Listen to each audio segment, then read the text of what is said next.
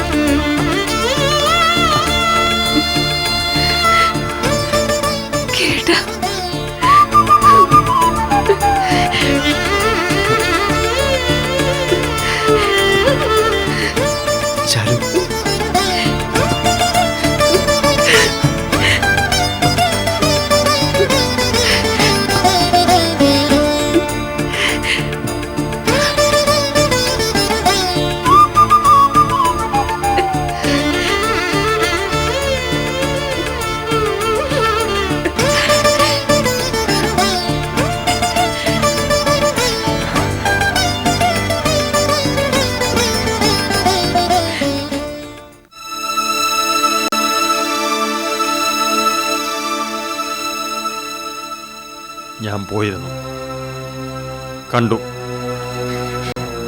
അത് രേണുക തന്നെയാണ്.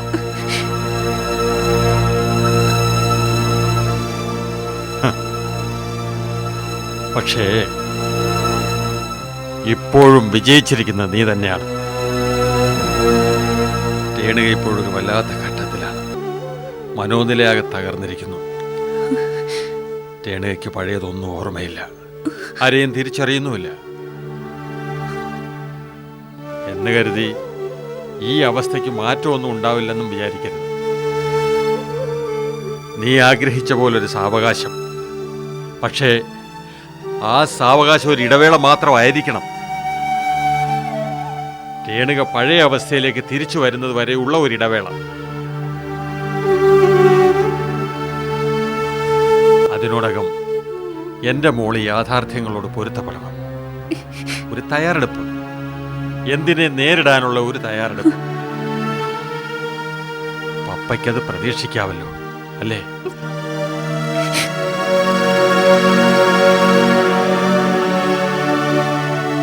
Mother Margaret ഉണ്ടായിരുന്നു അവിടെ. നിന്നെ ചോദിച്ചു. എല്ലാ സത്യങ്ങളും എനിക്കറിയാമെന്ന് പറഞ്ഞപ്പോൾ മദർ ഏറെ നേരം ഒന്നും മിണ്ടിയില്ല. ആ മനസ്സും വല്ലാതെ നേർന്നുണ്ടായിരുന്നു. മോളെ, നിന്നെ ഓർത്ത് ആരെല്ലാം എവിടെല്ലാം ഇരുന്ന് വേദനിക്കുന്നുണ്ടെന്ന് നിനക്കറിയാവോ? ദേ, സ്നേഹിക്കുന്നവർക്ക് നമ്മൾ ആശ്വാസം മാത്രമേ പകരാവൂ, മറിച്ച് വേദനകൾ ഒരിക്കലും സമ്മാനിക്കരുത്. എനിക്കറിയാം, രേണുക ഒരിക്കലും തിരിച്ചു വരരുതായിരുന്നു എന്നായിരിക്കും നീ ഇപ്പം ചിന്തിക്കുക. ഈ സന്ദർഭത്തിൽ അങ്ങനെ ചിന്തിക്കുന്നതായിട്ട് നീ മാത്രമേ ഉണ്ടാവൂ.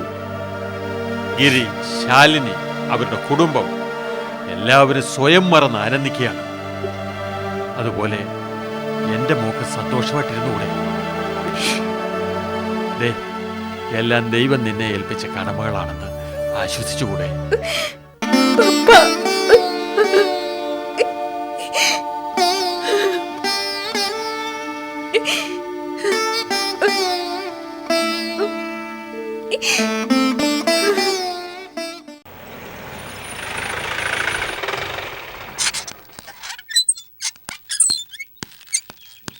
പോലീസ് വന്നാച്ചേ, പോലീസ് പോലീസ് പോലീസ് കാണാൻ പോன രേണു തിരുപ്പി வந்தாச்சு. அருந்ததிയൊക്കെ எங்கேயோ போய் கூட்டிட்டு வந்தேன். ஆனா கொஞ்சம் பைத்தியம், ஜாக்கிரதா இருக்கணும் என்ன. ஆனா என்னை மீனாட்சி மட்டும் ஒண்ணுமே பண்ண மாட்டேன். நாங்க ஃப்ரெண்ட்ஸ். ஆமா. சரி சரி சரி.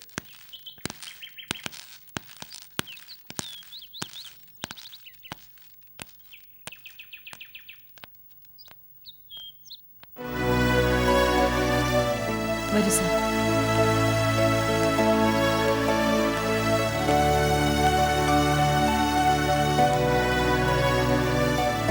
രേണുകെ, എഴുന്നേൽക്ക് മോളെ. മോളെ കാണാനാ സാറ് വന്നിരിക്കുന്നത്. ഒന്ന് നോക്കി.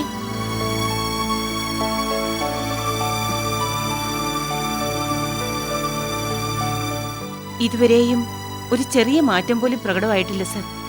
ചില നേരങ്ങളിൽ കണ്ണുകൾ നിറഞ്ഞൊഴുകുന്നത് കാണാം. ചിലപ്പോ അവ്യക്തമായി എന്തൊക്കെയോ പിറുപിറുക്കുന്നതും കേൾക്കാം. അതല്ലാതെ അല്ല, ഡോക്ടർ കേത്തല്ലേ ചികിത്സിക്കുന്നത്? അതെ സർ. പ്രതീക്ഷയ്ക്ക് വകയുണ്ടെന്നാ അദ്ദേഹം പറയുന്നത്.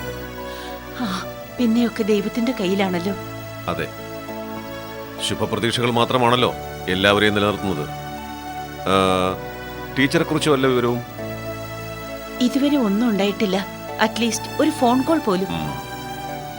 ഡിപ്പാർട്ട്മെന്റിന്റെ ഭാഗത്തു നിന്ന് അന്വേഷണം ഊർജിതമായി നടക്കുന്നുണ്ട്. കണ്ടെത്താതിരിക്കില്ല.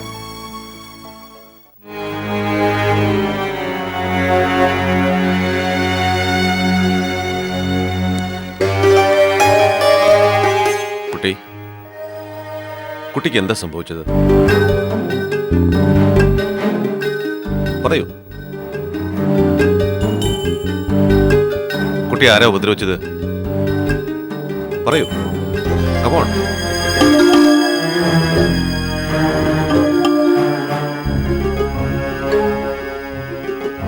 ഞാൻ പറഞ്ഞില്ലേ സാർ, ഞങ്ങൾ എല്ലാവരും പല തവണ മാറി മാറി ശ്രമിച്ചതാ. വയലന്റ് ആവുകയോ മറ്റോ? ഇവിടെ വന്നതിന് ശേഷം അങ്ങനെയൊന്നും ഉണ്ടായിട്ടില്ല. പക്ഷേ ബാംഗ്ലൂരിൽ വെച്ച് മദർ മാർഗരറ്റ് കാണുമ്പോൾ ശരിക്കും അങ്ങനെ ഒരു മൂഡിലായിരുന്നു എന്ന്. അപ്പോൾ ഇനിയും അതിന് സാധ്യതയുണ്ടെന്നർത്ഥം. ആ സ്ഥിതിക്ക് നിങ്ങൾക്കിവിടെ ഇതൊരു ബുദ്ധിമുട്ടാവില്ലേ? ഏയ്, വയലന്റ് എന്ന് പറഞ്ഞാൽ സാർ ഉദ്ദേശിക്കുന്ന തരത്തിൽ അങ്ങനെയൊന്നും ഇല്ല സർ. എങ്കിലും ശ്രദ്ധിക്കണം. അറിയാമല്ലോ, ഒരിക്കൽ ഇതേ സ്ഥാപനത്തിൽ നിന്ന് തന്നെയാണ് ഈ കുട്ടിയെ കാണാതായത്.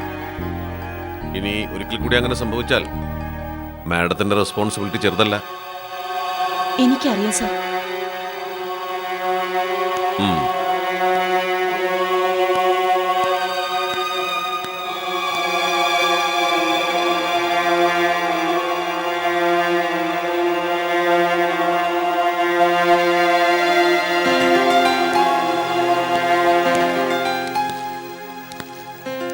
അവകാശികളെന്ന് പറയാൻ സാറിന് അറിയാലോ, ആ ടീച്ചർ മാത്രമേ ഉണ്ടായിരുന്നുള്ളൂ.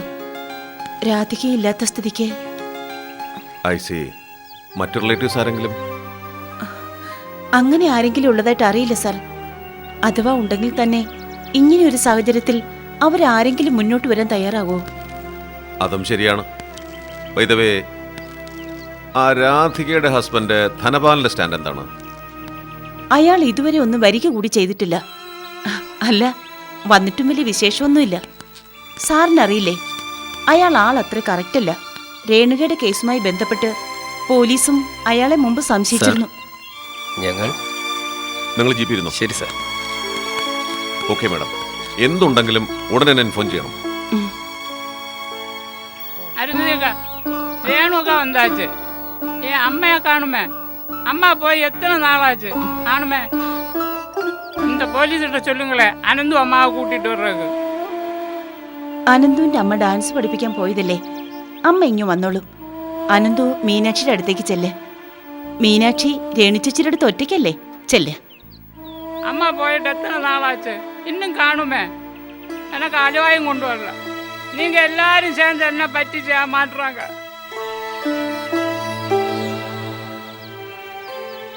അമ്മ മരിച്ച കാര്യം ഇതുവരെ അറിയിച്ചില്ലല്ലേ? ആ, ഞാൻ വരട്ടെ.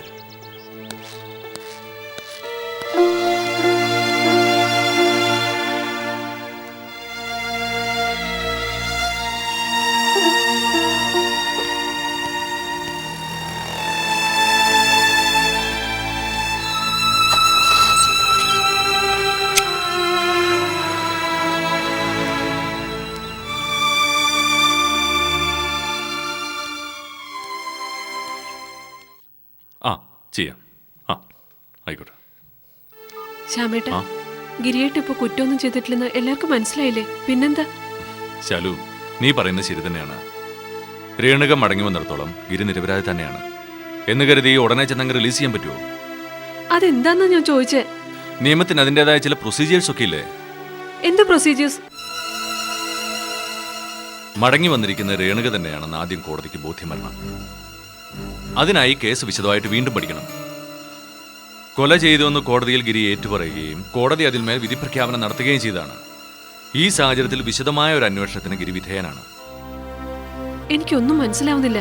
ശാലു, കോടതിയുടെ കാഴ്ചപ്പാട് ഗിരി ഇപ്പോഴും കുറ്റവാളി തന്നെയാണ്. ഒന്നുകിൽ കൊലപാതക ശ്രമത്തിന്, അല്ലെങ്കിൽ കോടതിയെ തെറ്റിദ്ധരിപ്പിക്കാൻ ശ്രമിച്ചതിന്.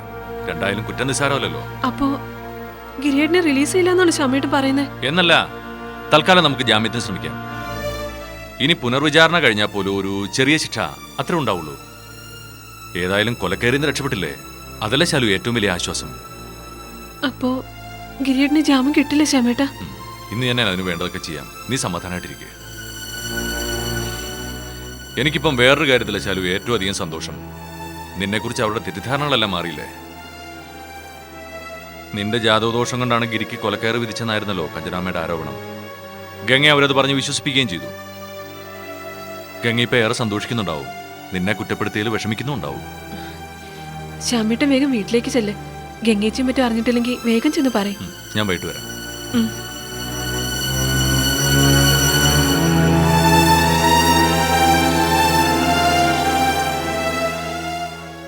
എന്താ കുഞ്ഞെ, ഗിരിക്കുഞ്ഞിന് ജാമ്യം കിട്ടിയില്ലേ? അതോ? എനിക്കൊന്നും അറിയില്ല മധു.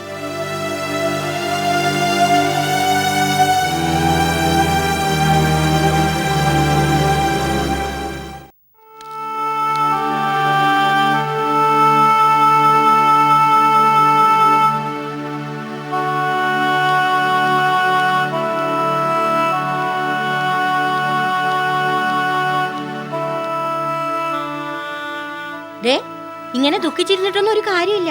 ഇനി അങ്ങോട്ട് ദുഃഖിക്കാതിരിക്കാനുള്ള മാർഗങ്ങൾ ആലോചിക്കാ വേണ്ടത്. കെട്ടിയോൻ ഇതുവരെ എത്തിയില്ലല്ലോ. ആഘോഷിക്കുമായിരിക്കും. പൂർവകാമിയുടെ വരവ് മതിമറന്ന് ആഘോഷിക്കുമായിരിക്കും. നോക്കിക്കോ, ചിലപ്പോ 4 കാലയിലായിരിക്കും വന്ന് കേറാൻ പോണത്. പെങ്ങളൊരുത്തി ഉണ്ടല്ലോ, ആങ്ങളെയും കൂട്ടി നേരെ പോയിരിക്കായിരിക്കും അവളുടെ അടുത്തേക്ക്. പഴയ കൂട്ടുകാരിയല്ലേ. പോരാത്തതിന് നിന്നോടിപ്പോ നല്ല വൈരാഗ്യം ഉണ്ടല്ലോ. ഈ അവസരം അവൾ ശരിക്കും ഉപയോഗിക്കാൻ പോയായിരിക്കും. നമ്മൾ എന്തൊക്കെ പറഞ്ഞാലും ഗിരി രക്ഷപ്പെട്ടില്ലേ കഞ്ചനാമ്മേ? രേണുക തിരിച്ചു വന്നുണ്ടല്ലേ? അത് ഇല്ലായിരുന്നെങ്കിലോ? അതുകൊണ്ട് എന്ത് സംഭവിച്ചു? ആ മൂദേവിക്ക് അവളുടെ ഭർത്താവിനെയും കിട്ടി, ശ്യാമിന് പഴയ കാമുകയും കിട്ടി. അല്ലാതെ എന്താ വിശേഷം? കഞ്ചനാമ്മേ, അതെ, ഗിരിമോൻ രക്ഷപ്പെട്ടു എന്നുള്ളത് നേര് തന്നെ. അതിൽ നമുക്ക് സന്തോഷമുണ്ട്.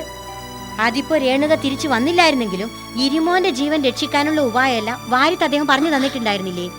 ഇതിപ്പോ അതൊന്നും വേണ്ടി വന്നില്ലല്ലോ. അതെന്താ ഗംഗമോളെ, പെട്ടെന്ന് ഗംഗമോൾക്കൊരു മനംമാറ്റം പോലെ?